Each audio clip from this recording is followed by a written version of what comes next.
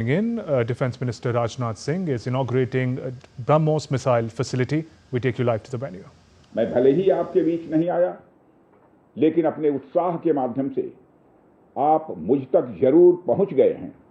यह अपने आप में एक संदेश है कि चाहे हम किसी भी परिस्थिति में रहें, यह देश चलता रहेगा और हमारा काम नहीं रुकेगा। किसी भी स्थिति में हमारा संवाद नहीं टूटेगा।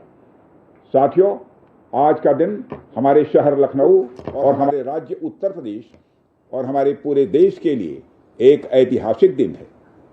आज का दिन मैं समझता हूं उस शक्ति की आराधना का दिन है जो हमारी सेनाओं को संबल प्रदान करती है, जो हमारी सेनाओं में निहित होकर दुश्मन पर कहर बरसाती है। आज का दिन मेरे लिए व्यक्तिगत रूप से बहुत ही महत्वपूर्ण है, क्योंकि मैंने अपने शहर लखनऊ के लिए एक सपना देखा था कि मेरा शहर भारत के डिफेंस सेक्टर को मजबूत करने में एक बड़ा योगदान दे। वह सपना अब पूरा हो रहा है। साथियों, BrahMos integration and testing facility का उद्घाटन इसलिए भी महत्व रखता है क्योंकि आज का दिन बहुत ही खास है। आप सब तो जानते ही हैं कि आज नेशनल टेक्नोलॉजी डे है। आज ही के दिन 1998 में श्रद्धेय अटल बिहारी वाजपेयी जी के नेतृत्व में हमारे वैज्ञानिकों ने पोखरण में परमाणु परीक्षण करके दुनिया को भारत की ताकत दिखाई थी। और वह परीक्षण हमारे साइंटिस्ट, इंजीनियर्स, डिफेंस पर्सनल और कई अन्य स्टेक होल्डर्स के अथक प्रयासों का ही परिणाम था। यह हमारे वैज्ञानिकों तथा इंजीनियर्स को मान्यता देने, उनको रिकॉग्नाइज करने और उनके कंट्रीब्यूशन को एक्नॉलेज करने का दिन है। मुझे अच्छी तरह याद है, जब मैंने इसका शिलान्यास किया था, उस समय माननीय मुख्यमंत्री श्री योगी आदित्यनाथ जी भी थे। उस दौरान मैंने यह इच्छा जाहिर की थी कि जितनी जल्दी हो सके इस प्रोजेक्ट को पूरा कर लिया जाए। और मुझे यह देखकर बेहद खुशी हुई कि आप लोगों ने मेरी भावनाओं का सम्मान रखा और महज 40 महीने में इस प्रोजेक्ट को पूरा करके दिखाया। आज हमारे आसपास जैसी परिस्थितियां हैं, उसे देखते हुए ये बेहद जरूरी हो जाता है कि हम अपने लक्ष्यों को ऐसे ही समयबद्ध तरीके से पूरा करते रहें। इस मौके पर मैं उत्तर प्रदेश के माननीय मुख्यमंत्री श्री योगी आदित्यनाथ जी का विशेष आभार प्रकट करता हूं। यदि इतने कम समय में ब्रह्मोस की इंटीग्रेशन एंड टेस्टिंग फैसिलिटी की स्थापना हो सकी, तो इसके पीछे योगी जी का बहुत बड़ा योगदान है। मैं डीआरडीओ, हमारे वैज्ञानिक, हमारे इंजीनियर्स और इस प्रोजेक्ट से जुड़े हर व्यक्ति और संस्था को मैं हृदय से बधाई देता हूं। आप लोगों ने दिन रात मेहनत करके इस इंटीग्रेशन एंड टेस्टिंग फैसिलिटी को खड़ा किया है। देश भर के वैज्ञानिक, इंजीनियर्स और युवाओं का योगदान हमें इस फैसिलिटी सेंटर में देखने को मिलेगा। मैं आपकी मेहनत और लगन को नमन करता हूं। साथियों, हमारी सरकार जब उत्तर प्रदेश में डिफेंस कॉरिडोर के विजन को लेकर आगे बढ़ी थी, तो उस समय हमारे सामने अनेक बड़े लक्ष्य थे। उन तमाम लक्ष्यों में से हमारा एक उद्देश्य यह भी था कि हम उत्तर प्रदेश को एक बार फिर देश के प्रोडक्शन सेंटर के रूप में डेवलप करें। यूपी डिफेंस कॉरिडोर लखनऊ सहित कानपुर, झांसी, चित्रकूट, आगरा और अलीगढ़ से होकर गुजरता है और ये सभी नोड्स आने वाले समय में विकास के नए केंद्र बनकर उभरेंगे। साथियों, एक उदाहरण मैं आपके सामने रखूं तो आप में से बहुत लोगों को पता होगा कि एक समय कानपुर और आसपास का क्षेत्र प्रोडक्ट्स की मैन्युफैक्चरिंग के लिए जाना जाता था। आर्थिक रूप से यह क्षेत्र बहुत ही समृद्ध था। इसे मैनचेस्टर ऑफ द ईस्ट कहा जाता था।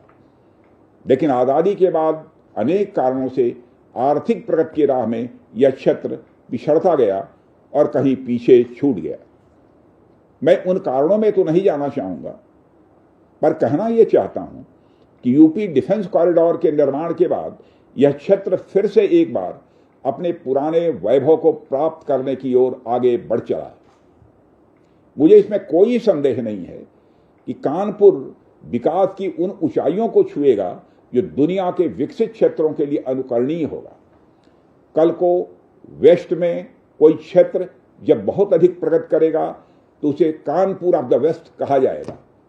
इसी प्रकार डिफेंस इंडस्ट्रियल कॉरिडोर के सभी नोड्स को डेवलप करने के लिए हम पूरी तरह से कमिटेड हैं।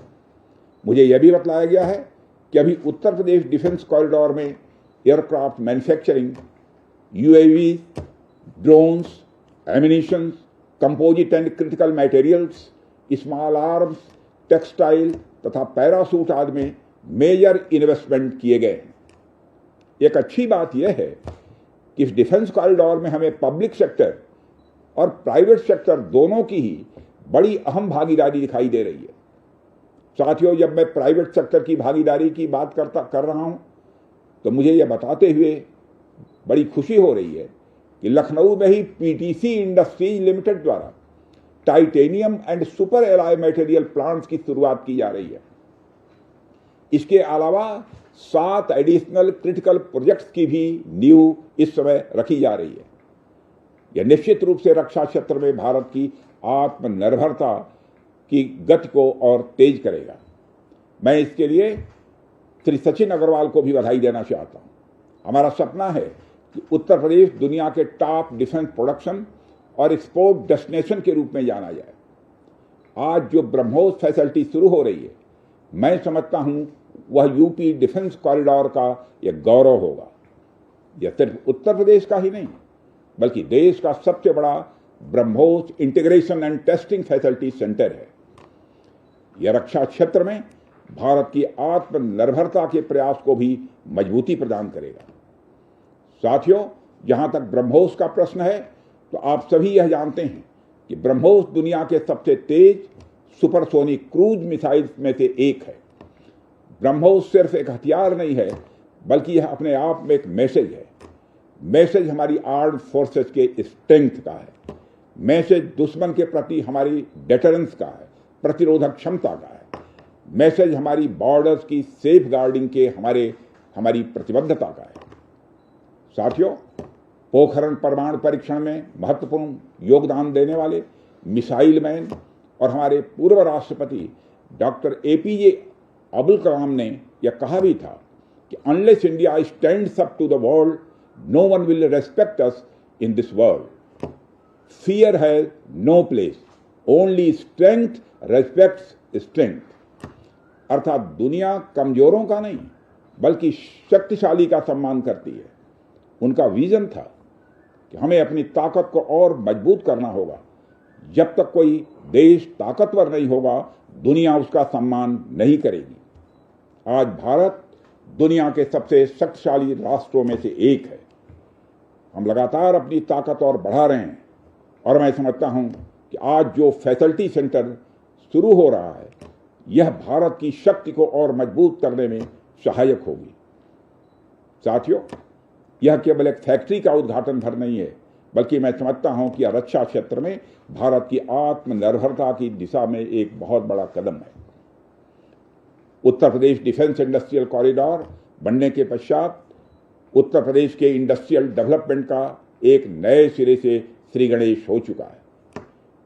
इस डिफेंस कॉरिडोर में अब तक कुल 180 के लगभग एमओयूज साइन किए जा चुके हैं, जिसमें 34,000 करोड़ रुपए का इन्वेस्टमेंट प्रपोज्ड है।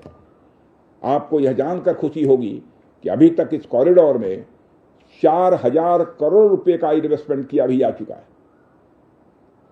साथियों, टेक्नोलॉजी डे के दिन इस हाई टेक्नोलॉजी प्लेटफॉर्म फैसिलिटी को इनाग्रेट करना अपने आप में एक लैंडमार्क डे है, परंतु इसके साथ साथ यह भारत की नई इनोवेटिव एनर्जी को भी दिखाता है, जिसको हमने पिछले कुछ सालों में गति देने का प्रयास किया है। हम सब जानते हैं कि इस समय टेक्नोलॉजी के क्षेत्र में, खासकर critical high and frontier technology के क्षेत्र में बड़ी तेजी से बदलाव आ रहा है। चाहे सिविल सेक्टर हो या डिफेंस सेक्टर, आज रोज नई नई टेक्नोलॉजी सभी प्रकार के प्रोडक्ट्स या सर्विसेज में क्रांतिकारी परिवर्तन ला रही हैं। हमारे जीवन का कोई भी ऐसा कार्य क्षेत्र नहीं है जहां टेक्नोलॉजी हमें डिसरप्टिव तरीके से प्रभावित न कर रही हो। दुनिया के हर क्षेत्र में इस टेक्नोलॉजी क्रांति ने एक ऐसी उथल पुथल मचा रखी है जहां पुराने सारे अब तक के स्थापित जो नोशंस हैं, धारणाएं हैं, वो तेजी से बदल रही हैं और ऐसे नए परिवर्तनों का आगाज हो रहा है जिसके बारे में पहले हम सोच भी नहीं सकते थे। ऐसे में नेशनल टेक्नोलॉजी डे एक खास महत्व रखता है और इस खास दिन पर डिफेंस के क्षेत्र में एक हाई टेक्नोलॉजी फैसिलिटी को उद्घाटन करना मेरे, आपके और हम सब के लिए एक गौरव का विषय है। साथियों, ब्रह्मोस भारत और रूस के हाईएस्ट डिफेंस टेक्नोलॉजी का एक संगम है। That was Defence Minister Rajnath Singh addressing the inaugural ceremony of BrahMos Aerospace Integration and Testing Facility in Lucknow. It's part of the larger defence corridor in the state of Uttar Pradesh.